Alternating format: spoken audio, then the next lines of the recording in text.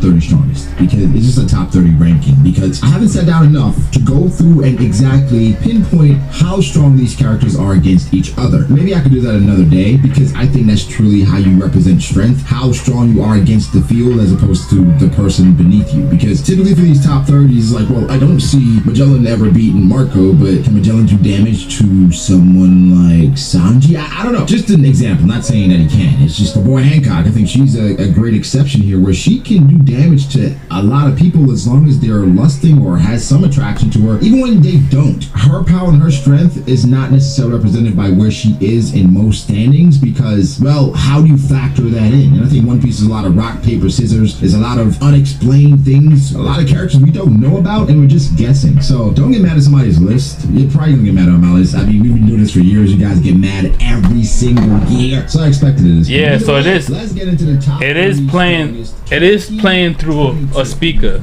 So what I'm gonna do is give short explanations for each character and why. Are you guys getting feedback or anything? If you guys are interested in a more in-depth breakdown of a top 30 list, why I actually put a lot of thought into it in regards to the character versus the field, let me know. So first, my honorable mentions. Surfing, we have no idea exactly how strong they are, but based on how they did against Jinbei and Sanji, we have a lot to look forward to there, but just not enough yet. We just gotta see a bit more. Jinbei, he is honorable mentions as well. He just Jinbei didn't make top 30. He didn't make top 30. But he just didn't make it because he's fat. Queen, he's not off the list as well because he's fat, but just Queen, I was unimpressed largely, and that's basically why. Cracker, I think Cracker's not on this list just because of, well, he can't hang. I think Cracker's utility is phenomenal in regards to just creating multiple strong as hell biscuits. It's just, he gets one hit, he's rolled, and so Kobe as well. Kobe has made a leap based on showing absolutely nothing, just story plot and possible progression. So Kobe makes a lot of people's lists, typically just because he's Kobe and we expect him to make an impact going forward. Lucky was also on my honorable mentions. I feel like I'm lowballing the hell out of him. I just don't know enough to put him there. It is a contradictory statement because I have other characters on here that we don't know much about, but they're on the list. But that's just what it is. He probably makes my 2023 top 30 list though, because I think Shanks does make a move. Either way, we have to move on because this video is getting quite long. So 30 on Doflamingo. Tell us say Doflamingo has no business being on the top 30 list in 2022. I agree. I'm just biased. I feel like Doflamingo is probably one of the most versatile fighters we've ever seen. Hella utility. And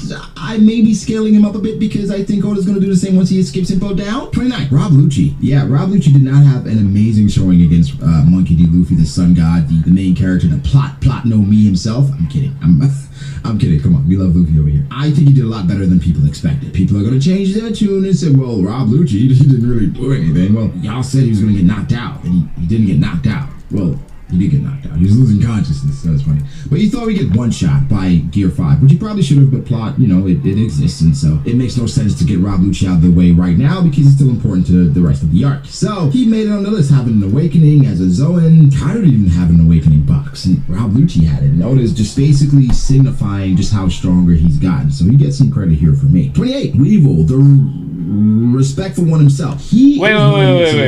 Because I think, well, going against so number 30 was what it is. He probably makes my 2023 top 30 list though, because I think Shanks does make a move. Either way, we have to move on because this video is getting quite long. So 30, we have Doflamingo. People may say Doflamingo has no Doflamingo and 2022 and Rob Lucci. Okay, biased, and I feel like Doflamingo is probably one of the most versatile fighters we've ever seen. Monkey D. Luffy, the sun god, the main character, the plot no me himself. I'm kidding.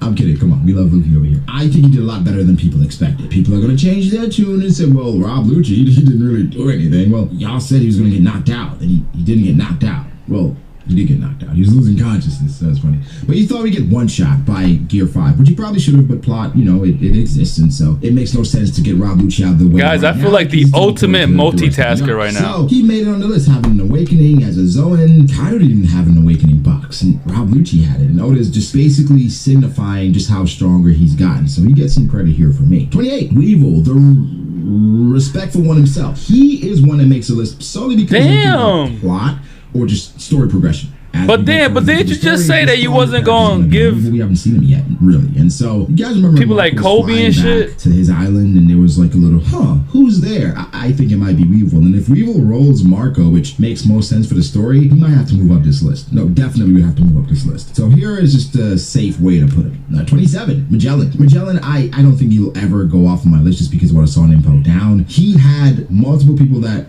Okay, they're not on this list. But multiple people that were on last year and the year before this, they were running away. Crocodile was running away. Jimmy was running away. Luffy got folded a couple of times. Blackbeard and his entire crew got folded. Magellan's only issue that people have against him is that he was against a bazooka from Luffy pre-skip, and that doesn't look good on a resume. It doesn't. However, it's pre-time skip. Power scaling is a lot different. Hockey is not as introduced.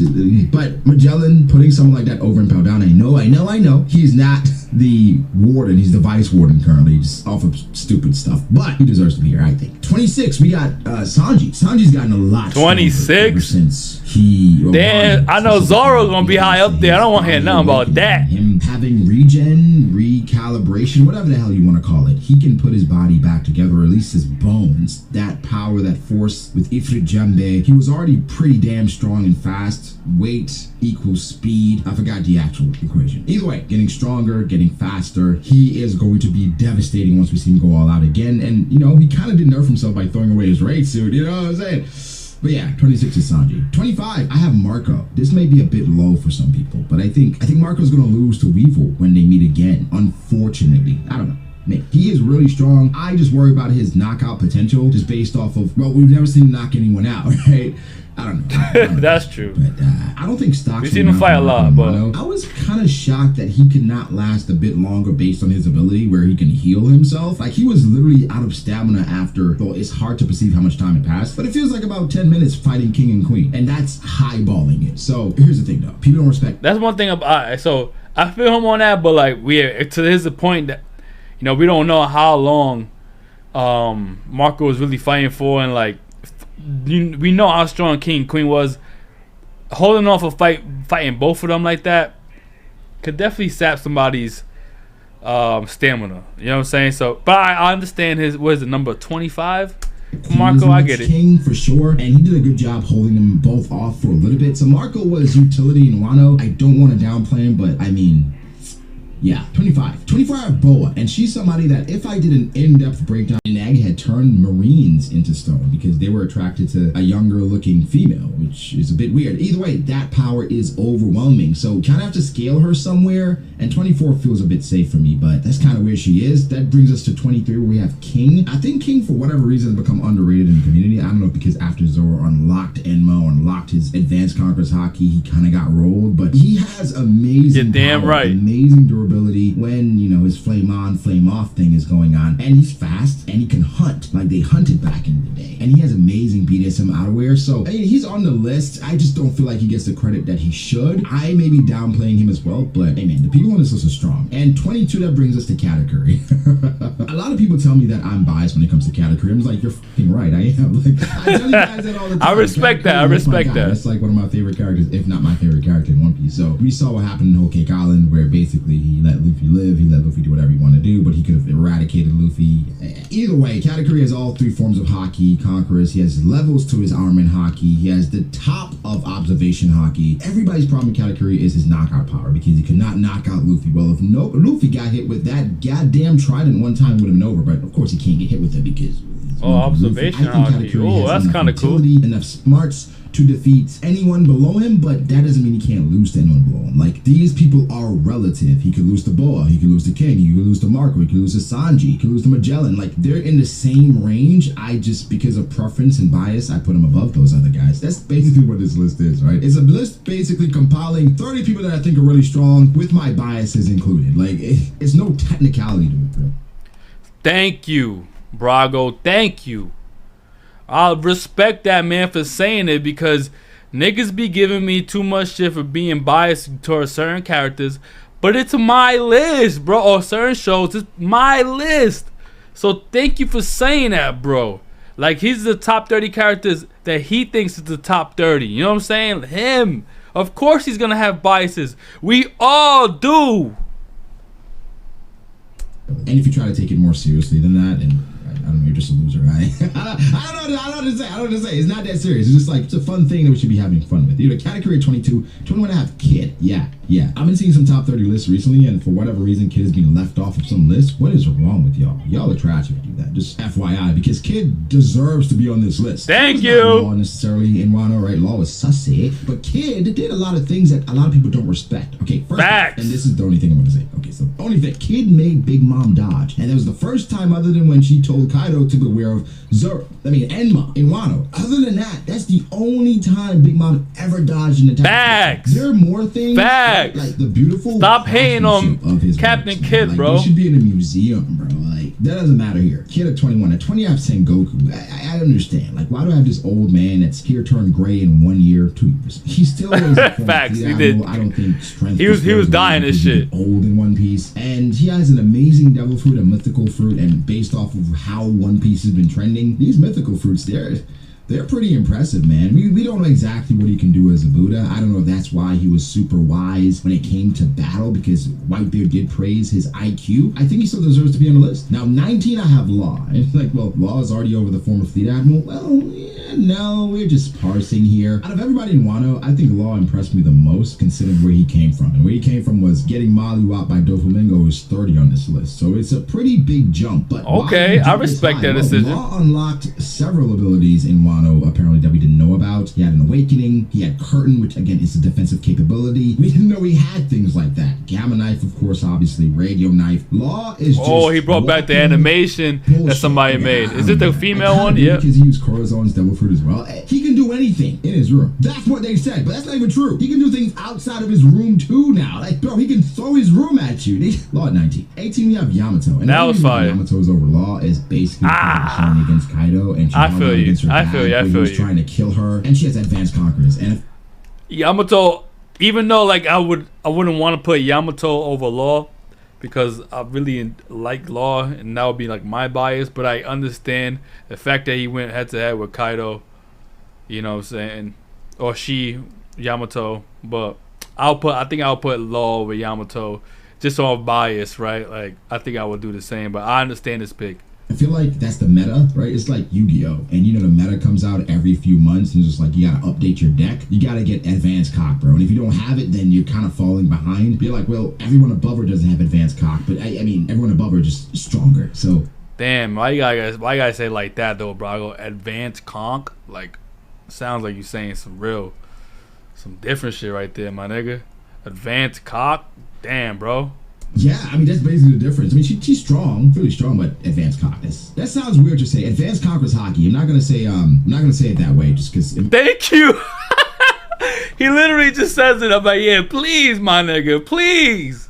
May throw people off a little bit. 17, we got Rayleigh, the pretty dark king himself. Listen, Rayleigh's active. Rayleigh had fallen on this list a few years ago because it seemed like he had retired, not really doing much. He's active. He went all the way to confront Blackbeard over Boa Hancock, which he's really like a father figure to her. Let's be honest here. That old man is strong, and he has advanced conquers hockey as well. You gotta give him his credit. We saw what he did against Kizaru. Rusty just pulling out his sword, hadn't used it in years, and gambling and pose. Blackbeard walked away off of Rayleigh's reputation. Rayleigh said, well, I probably can't beat him right now, but off of what Rayleigh can do, and of course Blackbeard was in that battle against the Whitebeard Pirates, or against the Roger Pirates back in the day, so he saw Rayleigh in prime action. He stopped Marco with that one finger. He knows. You gotta give Ray 17. 16, I have Zoro. He's like, Zoro. Advanced cock. I mean, advanced conquers hot. What are you saying, Braco? Anyway, I think didn't I put Zoro over Rayleigh's? And y'all were giving me shit about it.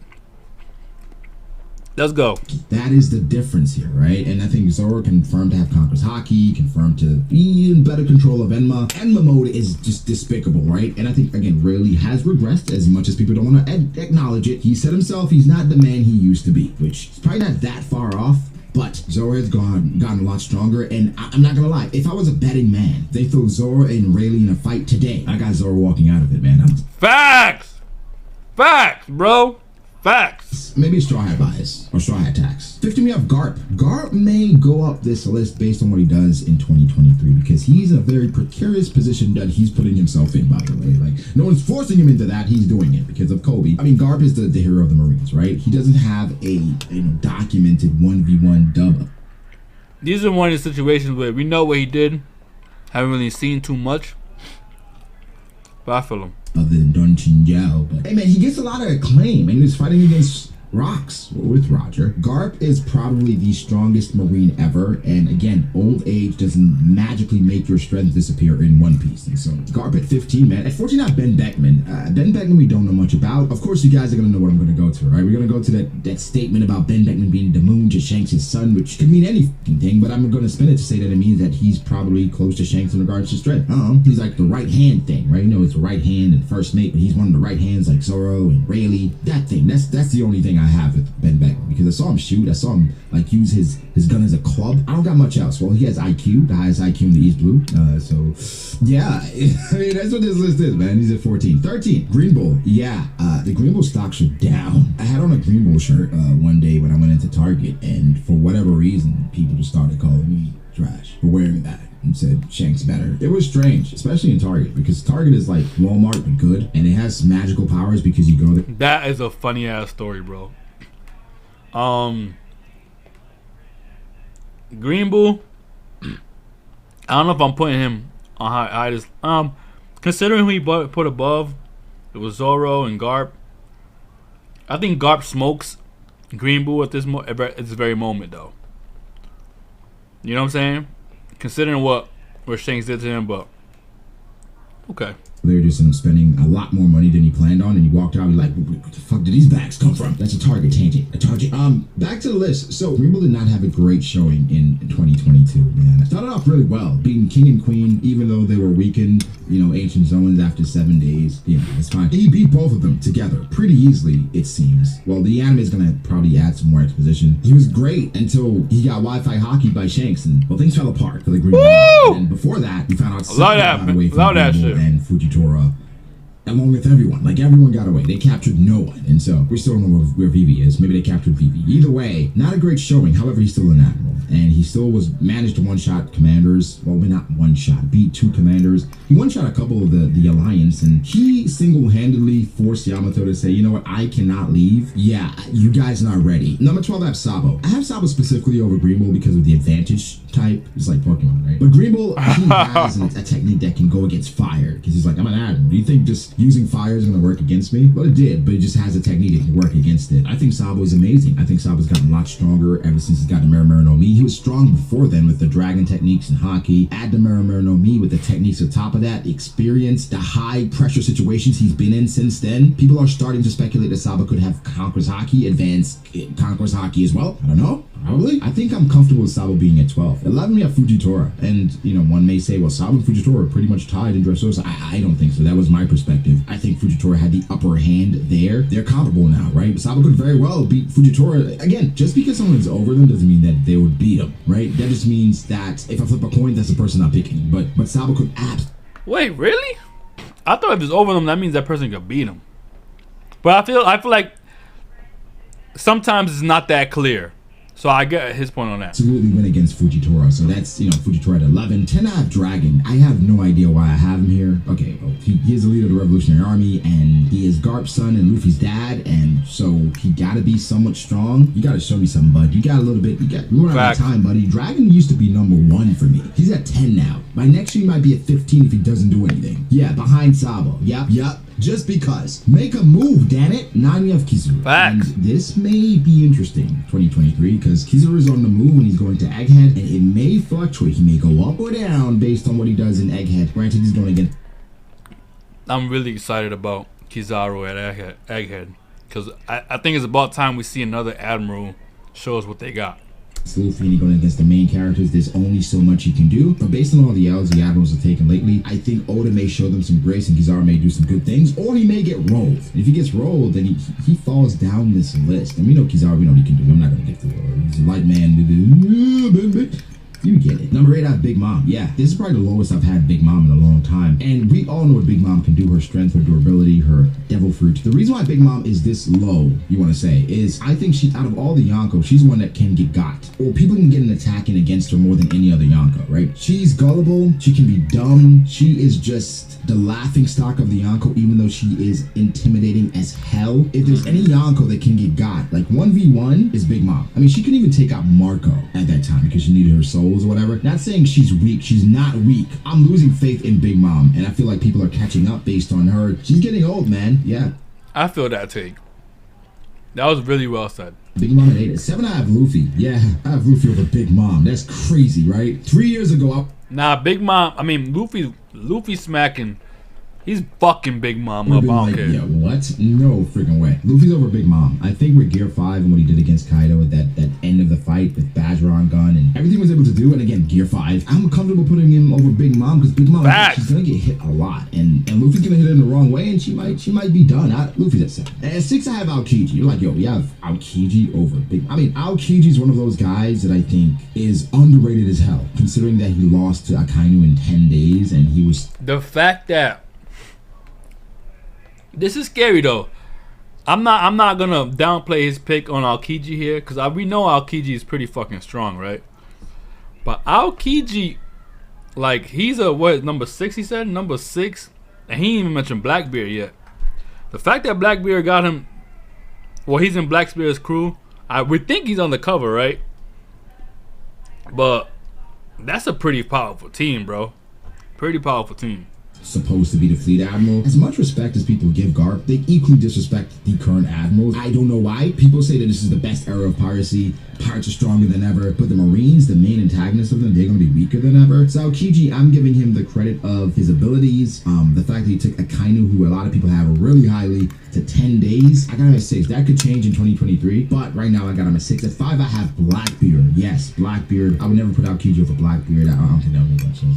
Blackbeard still has some growing to do. I think he still gets another devil fruit, but we all know what Blackbeard can do. I've been seeing more and more things pop up where people are saying, well, Blackbeard is not even that strong. Blackbeard is weak. Why do you think Blackbeard is going to beat Garp? I have no idea where that's coming from. Like, if you don't think Blackbeard is currently top 10 and Blackbeard would beat an older vice admiral, then let us downplaying who Garp is. But come the frick on, guys. Bro, he's the main villain. 2 devil fruits. 2. And not 2 weak ones. It's not like the jacket and then Corazon's devil fruit. He has the Yami and the Gura. And I will talk about how Blackbeard will roll Garp or beat Garp. Not easily. Nah, Blackbeard is fucking Garp up, bro. It won't be an easy fight, but how he got Whitebeard and he got his own shit, you know what I'm saying? Like, he's fucking him up, bro. Not to mention his whole crew is stacked now. But I'll talk about that because it's not disrespect to say Blackbeard's going to beat Garp, but him being 5 here makes a lot of sense. 4, maybe a little bit controversial, but I have Mihawk. Woo! You know what that mean, right? You know what that mean, right? Mihawk at number 4, so Shanks higher. Y'all was trying to come for me when I said Shanks is number 1. Y'all would, or when I said he was higher than Mihawk. And you know, like, but how? But how? Let's hear. Mihawk respect has been growing. Last year I had Mihawk at 5, now I have him at 4. Maybe this year at 2023 I have him at 3. Yeah, so Mihawk has been growing just because, well, the story's been telling me that. The story confirmed what I've been feeling with giving Mihawk a higher bounty than Buggy, the person that was the leader of Cross Guild. That never happens. He is the subordinate of Buggy, they're saying, right? That's the narrative, the propaganda that's out there. And they went and said, you know what? We're still going to give him a higher bounty than Buggy. Then current Yonko. Marine Hunter? He might have an admiral on that body, bro. I'm not going to lie. So, Ooh. He said he might have an admiral on, as a body, bro. What? Yo, I ain't going to lie. I never thought of it like that, but the fact that his bounty is that high, bro, what did this man do? What did this man do? Mihawk at 4, 3 I have Akainu. Other than that desk, I don't know if there's anyone right now that can hold him back and get away from him without sustaining heavy. Other than that desk, like, we need to see you outside of him, bro. Outside that desk, bro. I'm tired of seeing this nigga Akainu behind that desk. I do not like you as Fleet Admiral, Akainu. I need you on the field, bro. Injuries. series. I think he's the leader of the new school for the Admirals or for the Marines because there's nobody else that's really stepping up. Greenbow, you know, we had hope in him at one point, and he ended up being a bitch with the Celestial Dragons, and so Akainu's all we got, right? Akainu's the last of the Mohicans. Kizaru's headed there. We'll see how he does, but I mean, Akainu and his power, his output, and his perceived growth after fighting out Kiji, I mean, I got him at 3. At 2, we have Kaido. What else is there? Bro, and y'all were tripping when I had Shanks that high. Shout out to my boy B.D.A. Law, go. What we said. We saw what Kaido could do in Wano. Luffy managed to get the dub on Kaido. I don't want to downplay Luffy's dub, but let's be honest here. We saw what happened. We saw everybody that Kaido was fighting. We saw how Luffy basically took a smoke break in the middle of it. Few times actually. Got a whole meal, right? He ate everything in Kaido's stomach. Kaido's too. Number 1, I have my boy Shanks. I don't think this was surprising. It was the year of Shanks. Oda lied about it. It was the year of Shanks. You're damn right. Yo, Alex Booty, your first time on the stream. Welcome on, bruh. Welcome. Being 2021 is 2022. One of the best feats ever. We already perceived him as one of the strongest characters, but here's my hot take of the day, okay? Here's my hot take. I think current Shanks is comparable to Prime Roger. Ooh, what he just say? Nah, hold up. Oh, wow. I've said it before, people said I was crazy. That's how I feel about Shanks. I feel like the new school, they're not that far behind the old school. They might be even on the same level. That's my top 30. Again, give me your top 30s below. I know you guys are gonna dissect and shit on my list, shit on my logic. That's fine. Top 30 lists are opinions, biases, and weak arguments about why a character should be there. That's all it is. Should be fun. And so here we are. I may do an all-time list as well, because I do that every year technically too. And I may have a discussion coming with someone else debating our top 30s. I wonder who that could be. Subscribe for more. Boom. Wow. Yo, I ain't gonna lie. I respect his list. I like his list a lot, man.